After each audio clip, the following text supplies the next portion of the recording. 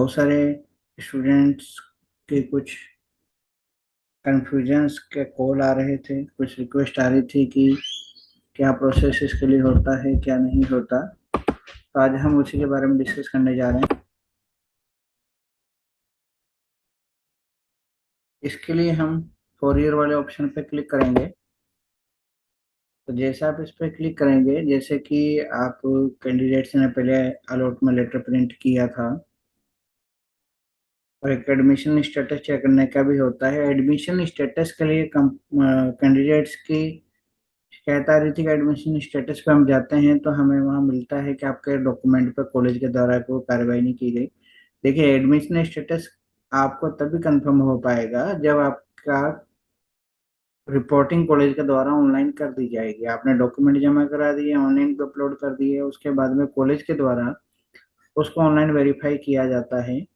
तो जैसे ही कॉलेज आपका एडमिशन ऑनलाइन वेरीफाई कर देगा, उसके बाद ही चेक एडमिशन स्टेटस में आपका एडमिशन कंफर्म दिखाएगा।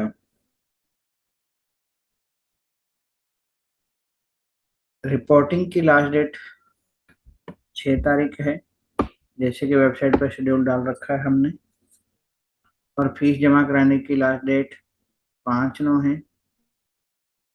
चलिए हम अपवर्ड मूवमेंट के बारे में डिस्कस करते हैं। अपवर्ड मूवमेंट वही कैंडिडेट कर सकेगा जिसकी की कॉलेज के द्वारा ऑनलाइन रिपोर्टिंग कर दी गई होगी।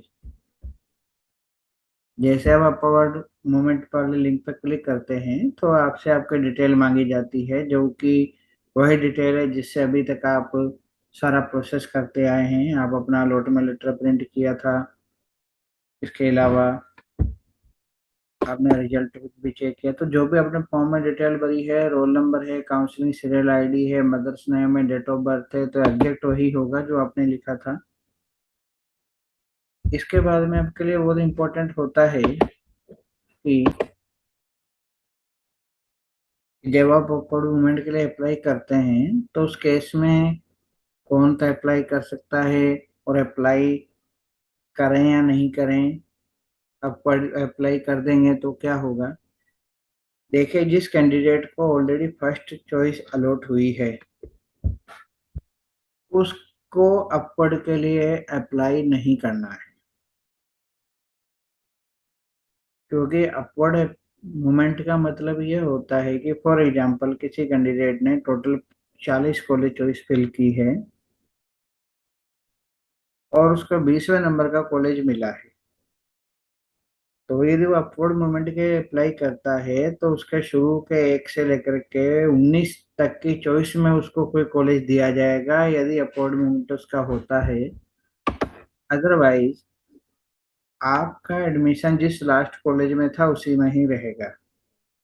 यहाँ एक क्यूरी और आ रही है कि मैंने अपवर्ड के लिए अप्लाई कर दिया और मेरा यदि अपवर्ड नहीं हुआ तो क्या मेरा पुराने कॉलेज में से स्टेटस से हट जाएगा। ऐसा नहीं है। जैसे हमने अभी आपको बताया कि अपने 20 कॉलेज अलॉट हुआ था 20वें नंबर का, तो क्योंकि आपको 20वें नंबर का कॉलेज अलॉट हुआ है, तो यदि आपको ऊपर की किसी चॉइस में यानी 1 से लेकर के 19 तक की चॉइस में आपको कोई कॉलेज अलॉट नहीं होता है, तो आपका जिसमें एडमिशन हुआ था 20वें नंबर की चॉइस वाला फॉर एग्जांपल, तो उसमें आपका एडमिशन बना रहेगा। आपका एडमिशन केवल उसी केस में पुराने कॉलेज में से हटेगा यदि आपका अपवर्ड मूवमेंट होता है, आपको किसी अपर चॉइस में कॉलेज अलॉट होता है।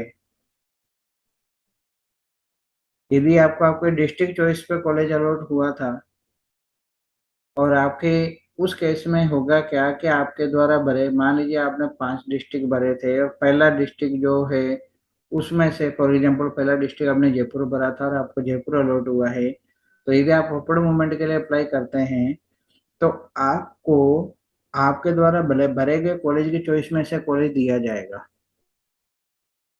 और यदि आपका कॉलेज चेंज नहीं होता है तो जिस कॉलेज में आपका एडमिशन था उसमें बना रहेगा, वहां से आपका एडमिशन कैंसिल नहीं होगा। अब यदि आपका अपवर्ड मूवमेंट हो जाता है तो कैंडिडेट को क्या करना है। यदि कैंडिडेट का अपवर्ड हो चुका है, उसको 20वें नंबर का कॉलेज पहले मिला था, अब उसको 15वें नंबर का कॉलेज यदि दिया जाता है तो ये कंफर्म मान के चलिए कि 20वें नंबर का यानी आपके पुराने कॉलेज में से आपका एडमिशन हट चुका है, वहां से आपकी सीट किसी दूसरे कैंडिडेट को अलॉट हो चुकी है और आपको यदि 15वें नंबर का कॉलेज मिला है तो आपको 15 नंबर के कॉलेज में नए सिरे से रिपोर्टिंग करनी ही होगी।